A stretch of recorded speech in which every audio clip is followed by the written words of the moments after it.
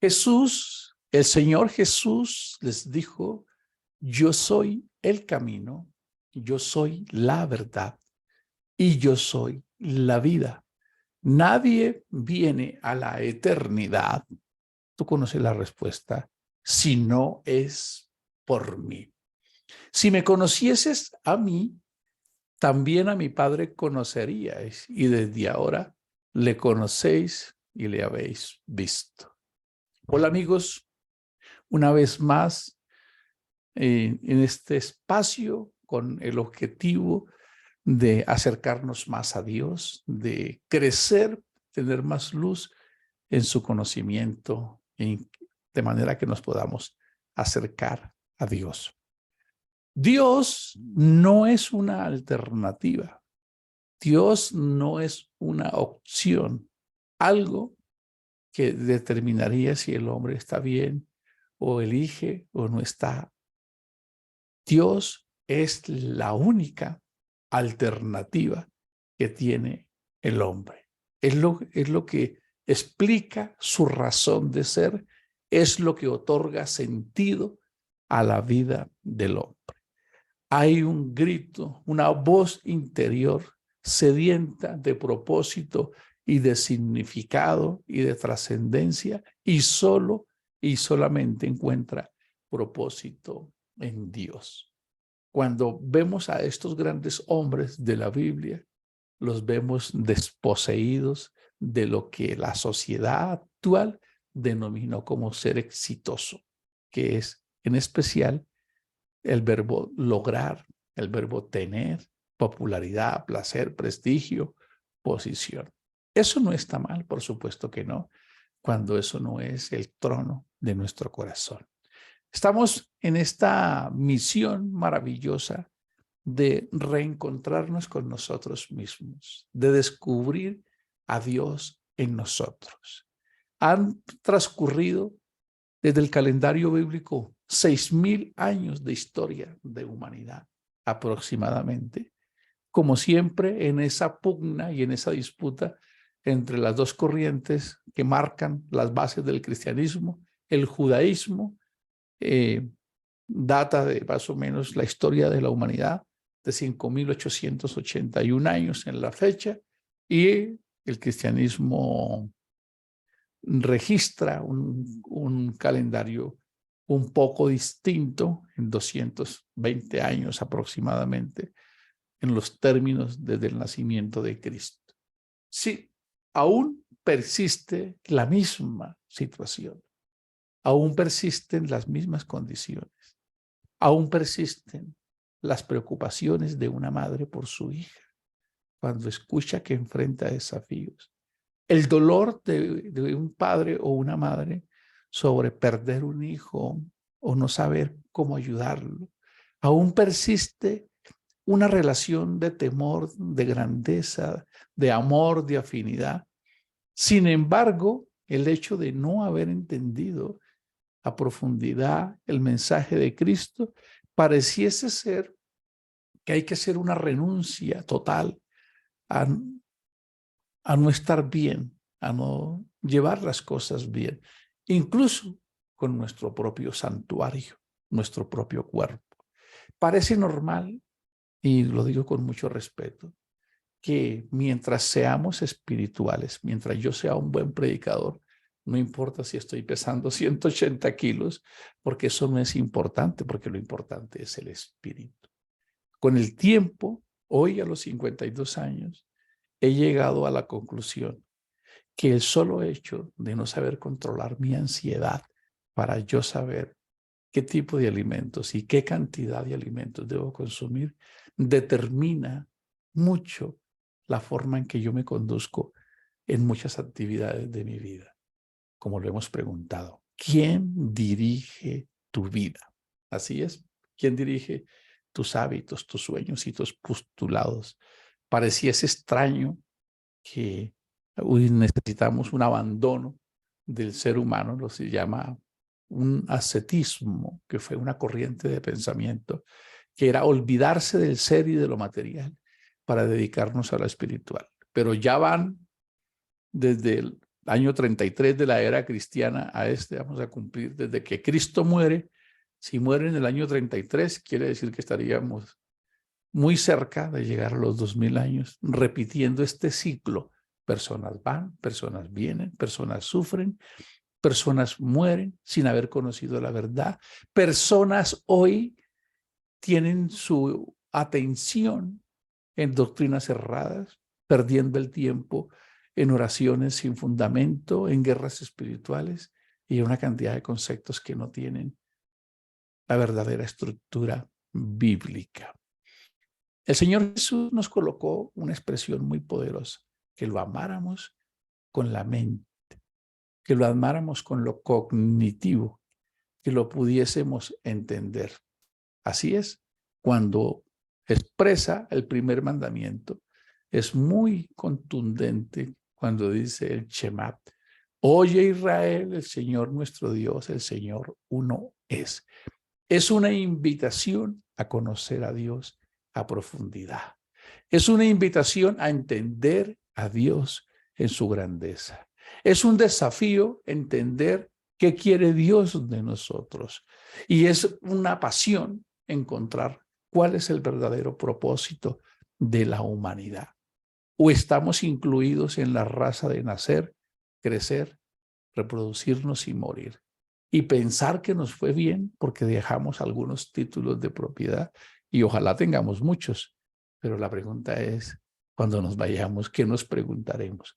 Cuando estemos a puertas de despedirnos de este mundo, cuando nuestros ojos ya estén a contados segundos, ¿qué quisiéramos haber hecho? ¿Cómo añoraríamos haber capitalizado? ¿Qué cosas nos estarán quitando la paz en ese momento? Si es que sucedería. Por eso estamos en este camino, el camino de la perfección, de encontrarnos con Dios. Es un camino grandioso. La vida del ser humano pierde su pasión si el ser humano solo se enfoca en las cosas materiales. Ya hemos visto muchos episodios de personas que abrazaron la fama, desde Miss Universos, grandes actores, grandes empresarios, grandes líderes, grandes filósofos. Quizás el modelo ideal de lo que algún joven quisiera alcanzar o emular. Ya nos dimos cuenta que un día se suicidaron. Y entonces nos preguntamos, pero si él logró lo que yo añoro y se suicidó, ¿detrás de qué estaré corriendo yo? ¿Será un espejismo o al perdido en el desierto que gasta toda su vida corriendo por algo? Y cuando pienso que voy a llegar, que lastimosamente es al final de mis días, me doy cuenta que era un espejismo. Bien lo escribió Salomón cuando dijo: el fin de todo discurso. Es una palabra que el español no alcanza a plasmar la grandeza. Cuando dice el fin de todo discurso, que realmente quiere decir es que lo único que hará que nuestra vida cuente, tenga valor, tenga un reconocimiento, un significado, es haber conocido a Dios, haberle reverenciado y haber actuado en consecuencia a su propósito para el hombre, que es de lo que vamos a seguir hablando hoy, ya que en estos días estuvimos hablando de algo maravilloso, que es hagamos. Una expresión que nos dejó luz sobre la necesidad de comportarnos como Dios. Existe una confusión entre el hombre interpretar que decir que soy parecido a Dios pareciese ser la base de la nueva era. Es que la nueva era piensa que el hombre se hace Dios. No, no es la nueva era la que dijo eso. Fue Dios el que dijo: ustedes son semejantes a mí, que es de lo que vamos a hablar hoy. Eres semejante a Dios. ¿Qué vas a hacer con eso? Es el tema de hoy. Así es, poco desafiante, ¿verdad? Eres semejante a Dios. ¿Qué vas a hacer con eso? Cuando Dios crea al hombre, lo primero que hace es imprimirle su ADN eterno. Dice que le insufla un pedazo de él al parafrasearlo. Es lo que realmente quiere decir. De manera que si yo pudiese traer un poquito de agua en este pocillo, yo podría decir, tengo el mar en este pocillo, aunque solo sea un poco de mar.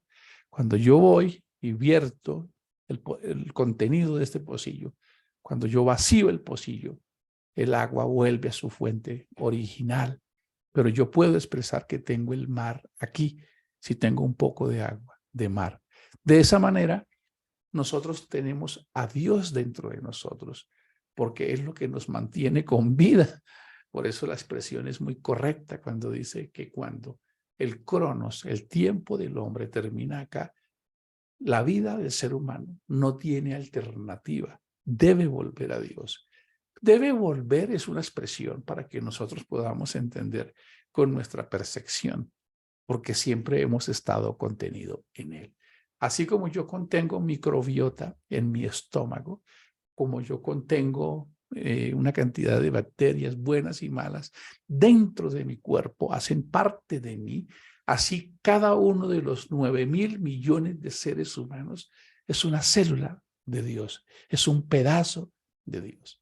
Y una de las cosas a las que le teme la humanidad no es a la oscuridad, es a la luz, es la capacidad que tiene de brillar como Dios y de hacer grandes cosas, como lo expresó un poeta del séptimo arte. Un gran poder conlleva una gran responsabilidad. El hecho de que la pedagogía sobre lo que es un ser humano no haya sido acertada. ¿Qué es un ser humano? ¿Qué es una jovencita de 12, 13, 15, 17 años? Ustedes saben que en la época de Jesús, las jovencitas se casaban hasta de los 12 años en adelante. 13, 15, 17 años era normal. ¿Qué es un joven de 15 y 17 años? Es un potencial. Esos dos jovencitos son un derroche de fuerza, de vida, de capacidad de generar vida, de proyectar a Dios. Pero cuando en esas maravillosas humanidades no está centrada la valía, el árbol del bien, entonces se pierde el objetivo del hombre. La sexualidad, que se convierte en una herramienta, un instrumento poderoso para la extensión de la raza humana, confluyendo en el amor, en lo que es el matrimonio, se pierde y la humanidad empieza a perder su autoestima, no calcula su valor. Cuando se piensa que es muy normal tener hijos por aquí y por allá, cuando eso no nos lo enseñaron, cuando no tenemos la capacidad de controlar nuestros instintos bajos, sexuales, y nos vamos y nos dejamos abandonar, sumándole a eso licor, fiesta, emoción, droga, la sociedad ha subvalorado, ha perdido la capacidad de entender lo extraordinario y lo grande que es un ser humano. Si no volvemos, si no llevamos esta cátedra nuevamente a entender que todo lo que un ser humano necesita para la grandeza ya lo tiene, no necesita nada más. Te tienes a ti mismo y eso es suficiente, eso es todo lo que necesitas. Nada de lo que logres, el cartón, el título, esos son estereotipos que la sociedad creó para someter a la humanidad. Tienes que ir a la universidad y que te titulen allá para que tú puedas hacerlo. Eso no era así antes. Cada uno se esforzaba. Obviamente no vamos a ir en contra de eso tampoco, pero el solo hecho, como decía Andrés Oppenheimer en su libro, Sálvese quien pueda, el ser humano paga por la información estructurada que él no es capaz de disciplinadamente conseguir en Internet.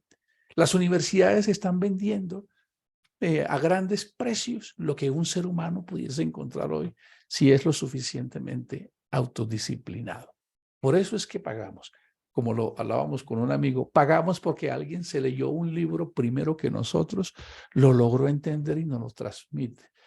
Todo, nada está vedado en esta época para nadie. El conocimiento está al alcance de todos. Lo más importante, el desafío más grande de esta sociedad es controlar su atención. Tu atención es tu tesoro más grande. Por eso Jesús dijo, donde quiera que esté tu tesoro. Voy a ponerlo en el contexto. En el Evangelio del siglo XXI se debe decir de esta manera. Donde quiera que esté tu atención, allí está tu corazón. Es muy fácil saber realmente qué amas tú, sabiendo qué haces con tu tiempo. Sí, es muy fácil saberlo. Obviamente sabemos que vivimos en un mundo lleno de impositivos, que nos metemos en los emprendimientos, en la tarea, el que es empleado, el que es directivo de una multinacional que le pagan un sueldo, ya no le pertenece el tiempo, su tiempo se lo vendió a esa empresa y allá llegará a las 7 de la mañana y como dicen los contratos de los gerentes, son puestos de confianza, entonces tú no sabes a qué horas te vas a ir. La humanidad está sometida a un proceso impresionante de sometimiento por lograr esas cosas. Sí que puedo decirles de eso porque eso es lo que he hecho durante toda la vida, correr y correr y correr y tropezar y pararme y entender. Si se dice que de Jesús es varón de dolores y experimentado en cobrantes, de Gio es varón experimentado en desaciertos y en equivocarse. Y aunque lamento muchas de esas cosas porque siempre que nos equivocamos seguramente lesionamos a alguien. Hoy reconozco que no sería lo que soy si no me hubiese equivocado tantas veces. Ojalá podamos dejar todos los capítulos organizados antes de ir. Pero el ladrón de la cruz no tuvo esa oportunidad. Entonces, cuando el ser humano no entiende la grandeza de sí mismo, si el ser humano no encuentra valor en sí mismo, si no se amaña solo, escuchen esto, si un joven no es capaz de estar solo hoy, de entender que respirar es una sinfonía celestial, nada más de colocar su manito en el corazón y sentir ese espectáculo, ¡pum!, ¡pum!, donde se refleja el poder de Dios. Si el ser humano no es capaz, como Jesús, de extasiarse en una tarde con los lirios, si el ser humano no es capaz de ser feliz solo, ¿por qué es tan importante ayunar? ¿Y por qué es tan importante orar? Porque son los únicos espacios donde realmente nos pertenecemos. Nosotros creemos que todo es un misticismo, que yo hago una cosa y eso hace que Dios baje hacia mí. Como me decía un amigo, Bildad, una vez, ¿será que entre más ayuno y más impresiono a Dios? ¿Será que entre más oro, más muevo el brazo de Dios? ¿O será que entre más ayuno y más oro, más me comprendo en mi relación con Dios, más afino mi antena espiritual para estar conectado con Dios? ¿Será la invitación de Dios a estar con Él para yo mover su brazo o para yo mover quién soy más a acercarme a Él? Y eso es lo que no hemos logrado entender en el cristianismo. Necesitamos resignificar el cristianismo. Tiene que ver con personas como este servidor, que Dios los encontró en el bote de la basura, sin oportunidades, sin grandes historias, sin grandes familias, sin grandes cosas que mostrar, con muchos errores y defectos, aún caminando en este mismo camino, cometiendo todos esos desaciertos, para llegar a un momento. Cuando vemos a esas cartas del apóstol Pablo en la cárcel, vemos estas cartas llenas de amor. Se necesitan muchos golpes en la vida para encontrar realmente la esencia. Así es. Pablo hablaba cual nodriza, hijitos míos, por los cuales vuelvo a tener dolores de parto. Juan, hijitos míos. Pedro, estos irreverentes, ambiciosos hombres terminaron encontrando el verdadero sentido de la vida en el propósito de servirle a Dios. Así que cuando llegamos a hacer un alto, a decir, bueno, pero ¿cuál es la carrera? Vayamos a la Génesis, como se llama este libro. Entonces dijo Dios, hagamos al hombre a imagen y semejanza, que es de lo que vamos a hablar. Pero son temas muy profundos. ¿Qué significa ser semejante a Dios? Por eso leíamos, yo soy el camino, yo soy la verdad y yo soy la vida. Si eso lo ponemos literalmente, no somos capacidad de sacar la grandeza de lo que hay ahí. Porque nosotros entendemos a Dios como una identidad, como una persona. Y la religión ha hecho un muy buen trabajo al colocarte postulados como el Espíritu Santo, ¿cierto? El Dios Padre, el Dios Hijo. Dios es más que eso. Quizás nosotros mismos seamos el código del ADN de Él y ese camino realmente lo que significa es, en esencia, el lugar por donde debemos transitar. Algo que se escapa a nuestra interpretación. ¿Qué significa semejante. ¿Qué quiso decir Dios con eso? Semejanza, ¿qué quiere decir eso? Significa figura, forma, molde, patrón, diseño, réplica. Lo que dice la Escritura y lo que da a entender es que es un patrón que sirve de guía para fabricar un objeto. Quiere decir que el propósito del hombre, desde el tema que vimos, hagamos, es que nosotros nos parezcamos a ese objeto en nuestra interpretación, porque Dios no es un objeto. Pero, ¿y entonces qué sucede con esto? Necesitamos, esta es la cátedra que tenemos que darles a nuestros hijos desde pequeñitos apenas. Necesitamos crear una coalición de voluntades. Necesitamos que Dios, como el rey David armó de 400 desechables sociales un ejército maravilloso, nos levantemos una generación sin importar nuestro pasado, creyendo que el David de esta época puede hacer de nosotros instrumentos para tocar una sinfonía en una sociedad que ha perdido la paz y la tranquilidad espiritual. ¿Quién soy? Tenemos que empezar por responder eso. Cuando decimos esto que acabo de semejantes a Dios, esa pregunta, esa expresión me rebota a mí. Yo soy semejante a Dios. Sí, es que tú no puedes hablar así porque te pareces a la nueva era, que tú eres como un Dios.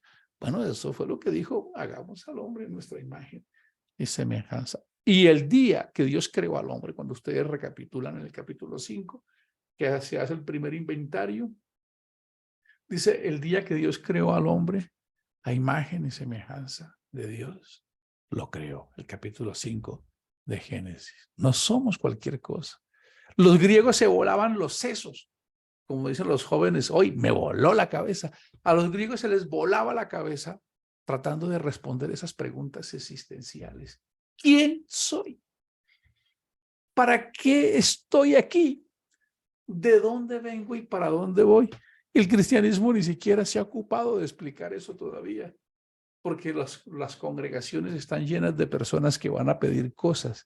Las oraciones de los cristianos están enfocadas en pedir favores, recomendaciones, trabajos, visas, matrimonios que se pueden arreglar.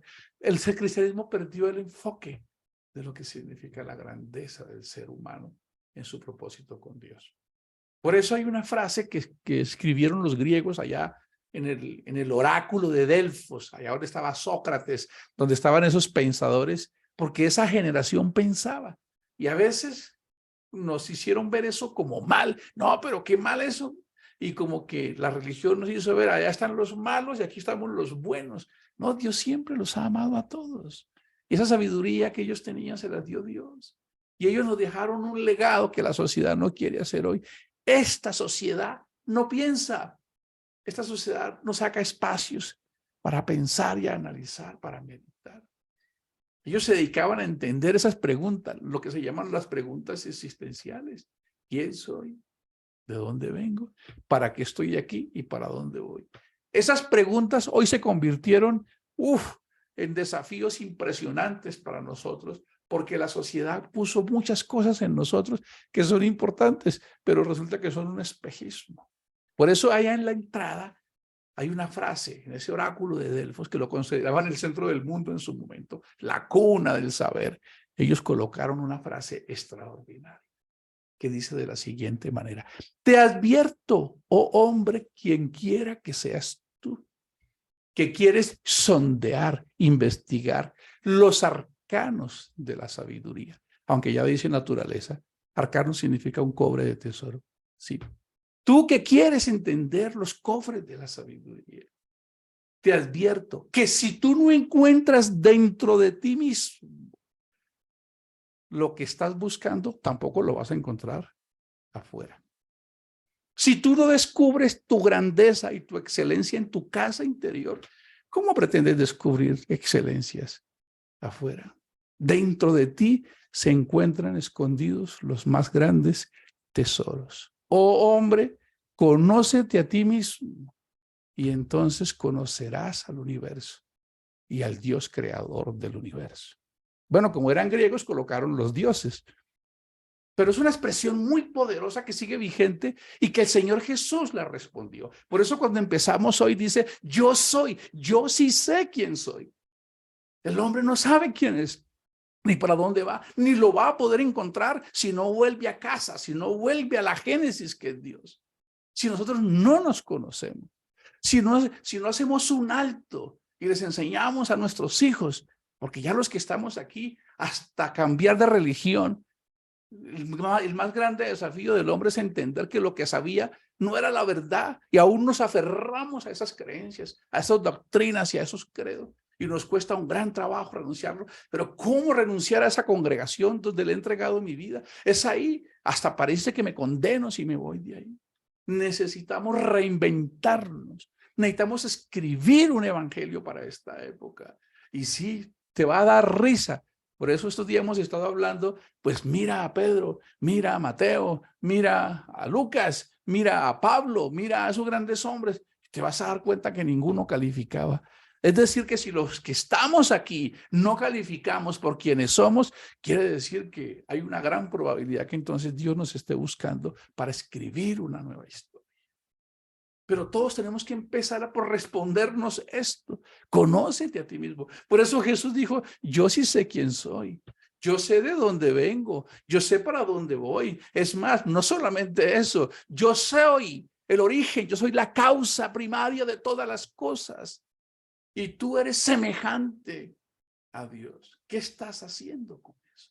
Ser semejante es básicamente haber salido del patrón divino de Dios para hacer grandes cosas. Y debemos enfocarnos en eso. Hoy abrimos esta carpeta que empezó hace 2 días con este tema. Pero vamos a empezar a descubrirnos quiénes somos para que asumamos con responsabilidad el desafío que esta sociedad tiene. Continuamos mañana. Un abrazo, bendiciones para todos.